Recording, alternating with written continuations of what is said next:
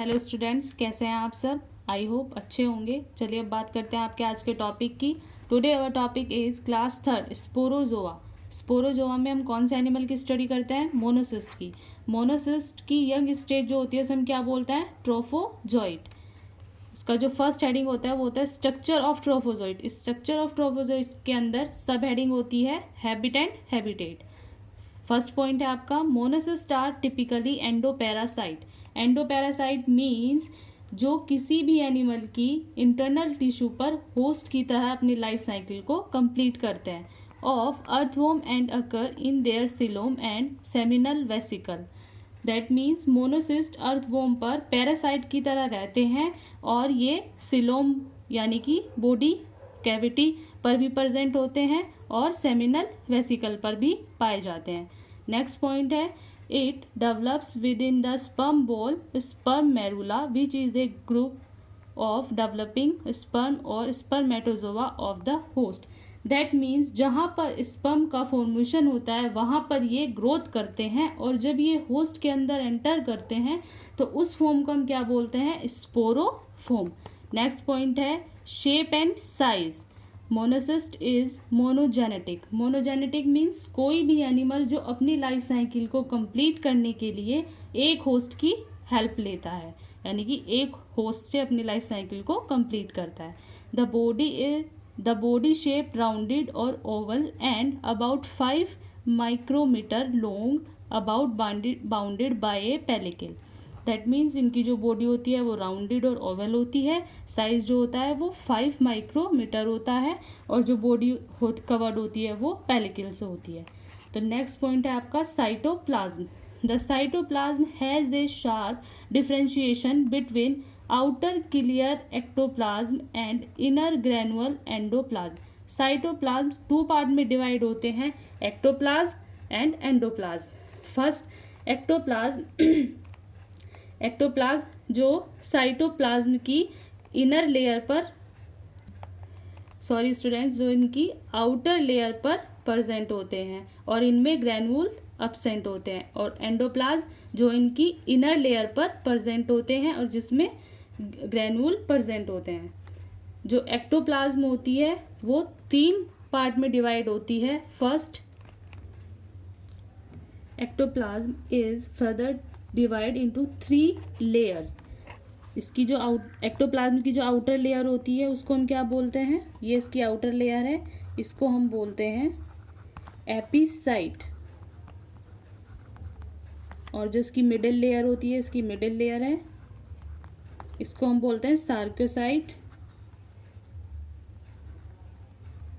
और जो इसकी ये इनर लेयर होती है इसको हम बोलते हैं म्योसाइट।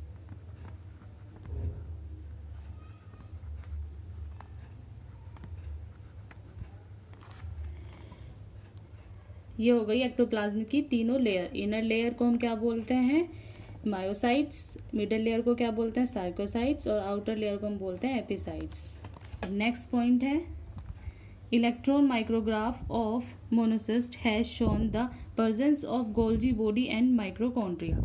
जब हमने इसको इलेक्ट्रॉन माइक्रोस्कोप में स्टडी किया तो उसमें कुछ सेल ऑर्गन्स प्रेजेंट मिले, जैसे कि Golgi body, mitochondria, ribosomes, lysosome etc. अब नेक्स्ट पॉइंट है आपका फिजियोलॉजी ऑफ मोनोसिस्ट। फिजियोलॉजी में फर्स्ट हेडिंग आता है आपका locomotion. Monocyst does not process special organ for locomotion. That mean ये क्लास थर्ड के मेंबर्स हैं, इसलिए इनमें लोकोमोशन ऑर्गन अब्सेंट होते हैं। It's known as gregarine movement.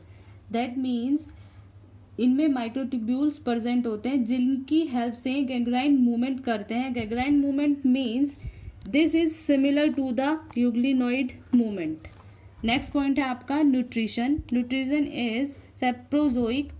सेप्रोजोइक means वे एनिमल जो फूड के लिए दूसरे एनिमल पर डिपेंड होते हैं। Reserve food material is stored in endoplasm in the form of paraglycogen granules.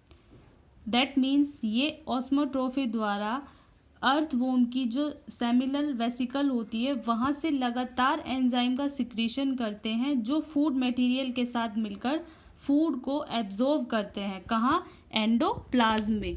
कहाँ पर, एंडोप्लाज्म में। और एंडोप्लाज्म में किस फॉर्म में करते हैं, पैराग्लाइकोजन की फॉर्म में। जो आपको ये माइक्रोट्यूब्यूल्स दिखाई दे रहे होंगे, सॉरी ग्रेन्यूल्स दिखाई दे रहे होंगे, ये इनकी स्टोर्ड फूड है। अब नेक्स्ट पॉइंट है आपका respiration. The actual mechanism of respiration is monocyst is not known. It is believed that the parasite obtain oxygen by diffusion through its pellicle from the cell contain of host spermacula. That means pellicle की वजह से एक diffusion होता है और earthworm की जो seminal vesicle होती है जिसमें जितने भी फ्लूइड पाए जाते हैं वहाँ से ये ऑक्सीजन को एब्जॉर्ब करते हैं और माइटोकॉन्ड्रिया में इसका रेस्पिरेटरी एंजाइम प्रेजेंट होता है। माइटोकॉन्ड्रिया में रेस्पिरेटरी एंजाइम कौन से होते हैं, F1 पार्टिकल, जो रेस्पिरेशन में हेल्प करते हैं। और फिर ये सिंथेसाइज होकर पायरुविक एसिड बनाते हैं और फिर ये पायरुविक एसिड CO2 में और वाटर में कन्वर्ट हो जाते हैं और हम इस पूरे प्रोसेस को क्या बोलते हैं, एरोबिक एक्टिविटी बोलते हैं। अब नेक्स्ट और लास्ट पॉइंट है आपका excretion. Carbon dioxide and nitrogens waste products produce as a result of metabolism are diffusion into the surrounding fluid. ये आपका लास्ट पॉइंट था। दैट मीन्स मेटाबॉलिज्म के अंदर दो प्रोसेस होते हैं, एक first anabolism, second catabolism. Anabolism means formation of food, catabolism means break down of food. Excretion कैसे होता है, डिफ्यूजन के थ्रू होता है जिसमें CO2 और नाइट्रोजनस वेस्ट बॉडी से बाहर निकाल दिए जाते हैं सराउंडिंग फ्लूइड में। आज हमने मोनोसिस्ट में क्या क्या कंप्लीट किया, स्ट्रक्चर ऑफ मोनोसिस्ट और फिजियोलॉजी ऑफ मोनोसिस्ट।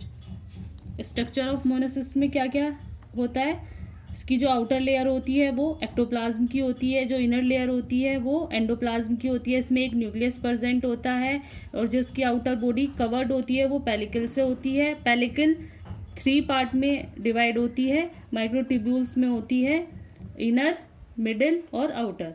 अब नेक्स्ट टॉपिक में हम करेंगे reproduction of life cycle in monocyst. Thank you student.